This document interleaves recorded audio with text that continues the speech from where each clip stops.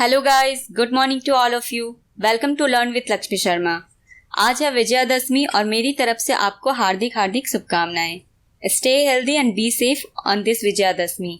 चलिए अब बात करते हैं वीडियो की। आज है 5 अक्टूबर 2022, जिसमें हम 4 अक्टूबर और 5 अक्टूबर दोनों के ही टॉप 20 करंट अफेयर्स को डिस्कस करेंगे, जिसमें आपको इन क्वेश्चंस के डिटेल्ड एक्सप्लेनेशन के साथ साथ स्टैटिकल करंट अफेयर्स भी कवर कराया जाएगा। और इस वीडियो की पीडीएफ आप इसके डिस्क्रिप्शन लिंक पर जाकर डाउनलोड भी कर सकते हैं। ये मेरा टेलीग्राम का चैनल है, आप इसे ज्वाइन कर लीजिएगा। और ये मेरा फेसबुक और इंस्टाग्राम का पेज है, आप इसे भी फॉलो कर सकते हो। सो गाइस, चलिए स्टार्ट करते हैं हमारे आज के सेशन को। Our first question is, when is World Animal Day celebrated every year? विश्व पशु दिवस हर साल कब मनाया जाता है? इसका आंसर है ऑप्शन डी, 4 अक्टूबर। हर साल 4 अक्टूबर को विश्व पशु दिवस सेलिब्रेट किया जाता है। इस डे की एम है एनिमल्स के वेलफेयर के लिए क्या क्या इम्प्रूवमेंट होने चाहिए उसके बारे में अवेयर करना। और इस डे को असीसी के फ्रांसिस के सम्मान में सेलिब्रेट किया जाता है, जिन्हें एनिमल्स का पैट्रोन सेंट यानी संरक्षक संत माना जाता था। और इस डे को पहली बार 1925 में जर्मनी के बर्लिन में सेलिब्रेट किया गया था। हमारा अगला क्वेश्चन है, who has been appointed as the deputy election commissioner? उपचुनाव आयुक्त के रूप में किसे नियुक्त किया गया है? इसका आंसर है ऑप्शन डी, अजय भादु। अजय भादु ये गुजरात कैडर के एक IAS ऑफिसर हैं, जिन्हें इलेक्शन कमीशन ऑफ इंडिया का डेप्यूटी इलेक्शन कमिश्नर अपॉइंट किया गया है। इन्हें इस पोस्ट के लिए 24 जुलाई 2024 तक अपॉइंट किया गया है। और करंट में इलेक्शन कमिश्नर ऑफ इंडिया कौन है? ये है Rajiv Kumar. Next question is, India has recently signed an MOU with which country to export missiles, rockets and ammunition? Bharat ने हाल ही में किस देश के साथ मिसाइल, रॉकेट और गोला बारूद निर्यात करने के लिए एक समझौते पर हस्ताक्षर किए हैं? इसका आंसर है ऑप्शन बी, आर्मेनिया। इंडिया के डिफेंस एक्सपोर्ट को बढ़ावा देने के लिए हाल ही में इंडिया ने आर्मेनिया के साथ एक एग्रीमेंट साइन किया है, जिसमें ये इंडिया में बनी हुई मिसाइल्स, रॉकेट्स और एम्यूनिशन मतलब गोला बारूद को आर्मेनिया में एक्सपोर्ट करेगी। इस डील के अंडर इंडिया में बनी हुई मिलिट्री इक्विपमेंट, जो लगभग 2000 करोड़ रुपए से ज़्यादा की वर्थ की है, इसे इंडिया से आर्मेनिया में एक्सपोर्ट किया जाएगा। और इसके अलावा इंडिया आर्मेनिया को 6 एडिशनल भारत में बनी हुई पिनाका रॉकेट लॉन्चर्स को भी एक्सपोर्ट करेगी। और इस डील से इंडिया के डिफेंस एक्सपोर्ट को बहुत ही बेनिफिट होगा। आर्मेनिया, इसकी कैपिटल है येरेवन, इसके प्राइम मिनिस्टर निकोल पाशिनियन और इसकी करेंसी है Armenian dram. Next question is, Who won the 2022 Singapore Formula 1 grand prix? 2022 Singapore Formula 1 grand prix किसने जीता? इसका आंसर है option C, Sergio Perez. Sergio Perez ये रेडबुल के फार्मूला 1 के ड्राइवर हैं, जिन्होंने इस साल 2022 का सिंगापुर फार्मूला 1 ग्रैंड प्रिक्स का टाइटल जीता है।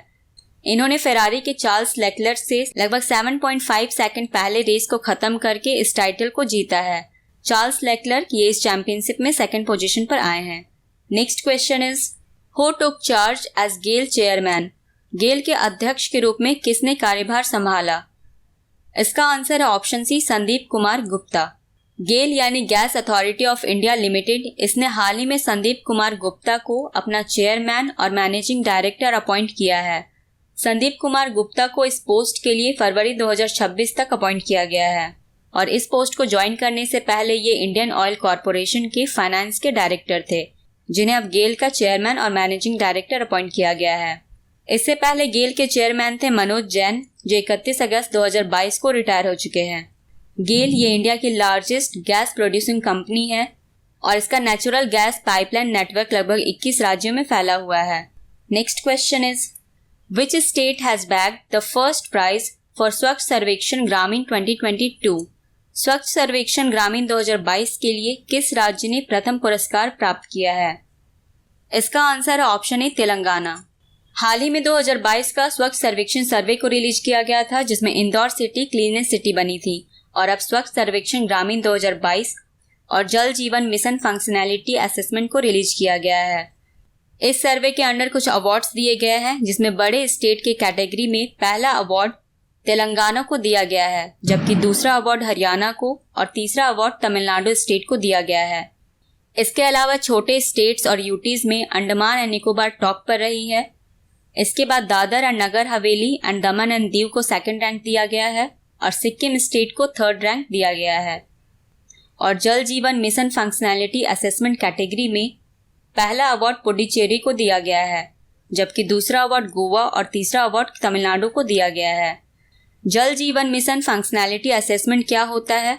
इसमें यह देखा जाता है कि वाटर की सप्लाई अच्छी तरह से हो रही है कि नहीं, कहाँ पर पानी की कमी हो रही है, कहाँ पर पानी नहीं दिया जा रहा है। इस तरह के असेसमेंट को इस कैटेगरी में देखा जाता है, जिसमें पुडुचेरी को पहला अवार्ड दिया गया है। हमारा अगला क्वेश्चन है, who became the first Indian cricketer to play 400 T20s? 400 T20 खेलने वाले पहले भारतीय क्रिकेटर कौन बने? इसका आंसर है ऑप्शन सी, रोहित शर्मा। रोहित शर्मा ऐसे पहले इंडियन क्रिकेटर बने हैं जिन्होंने 400 T20 मैचेस खेले हैं। इन्होंने ये अचीवमेंट साउथ अफ्रीका के अगेंस्ट चल रहे T20 सीरीज के 2nd T20 में अचीव किया है और इनका T20 इंटरनेशनल क्रिकेट में सबसे ज़्यादा रन बनाने का भी रिकॉर्ड है, जिन्होंने अब तक T20 इंटरनेशनल में 3712 रन्स बनाए हैं।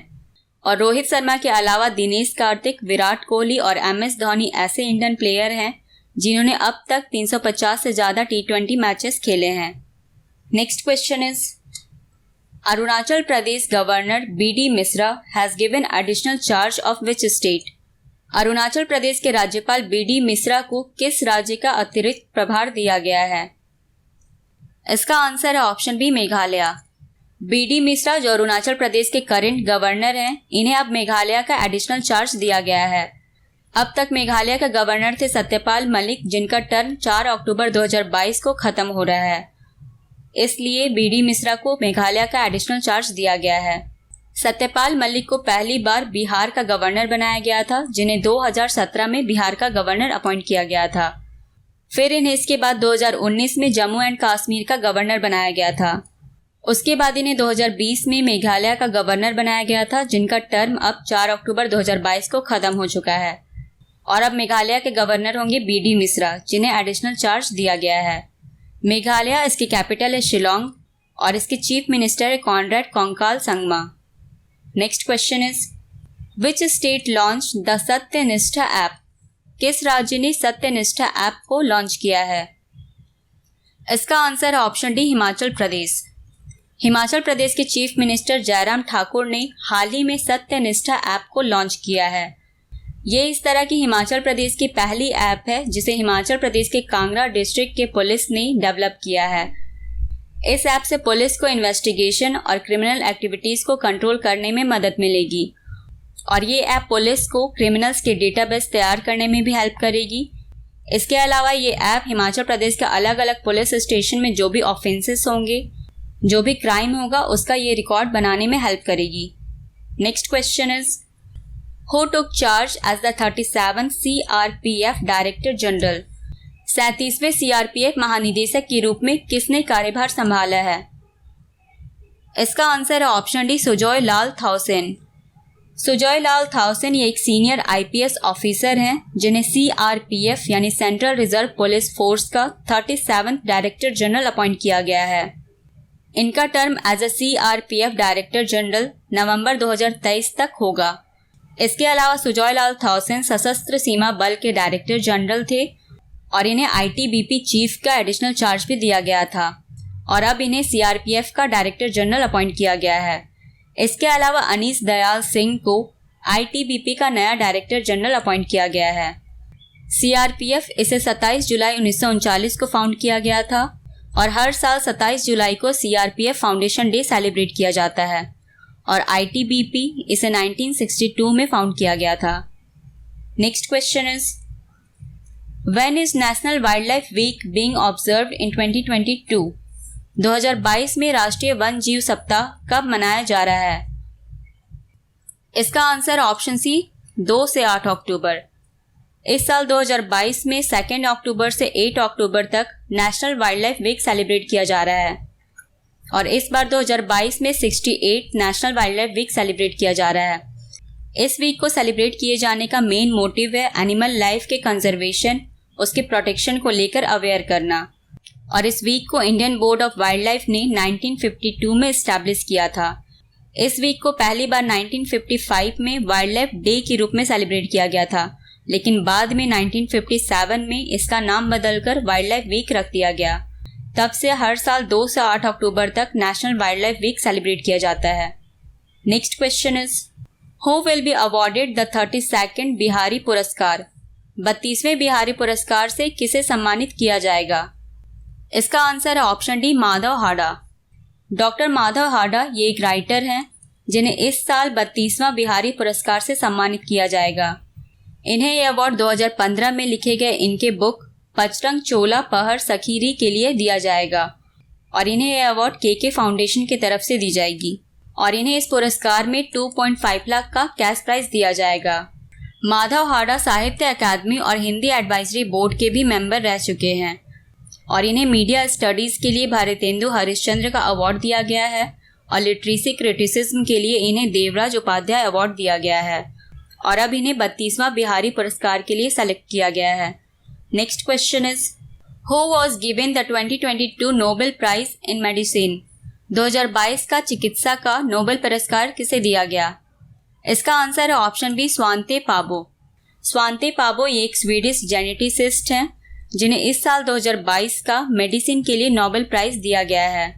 इन्हें नोबेल प्राइज एक्सटिंक्ट होमिनिन्स और ह्यूमन इवोल्यूशन के जीनोम से जुड़े डिस्कवरी के लिए दिया गया है और ये नोबेल प्राइज इन्हें स्वीडन के कारोलिंस्का के नोबेल असेंबली के द्वारा दिया गया है और इस नोबेल प्राइज में इन्हें 10 मिलियन स्वीडिश क्राउन्स का भी कैश प्राइज दिया गया है। Next question is, which payment service provider has moved its domicile from Singapore to India?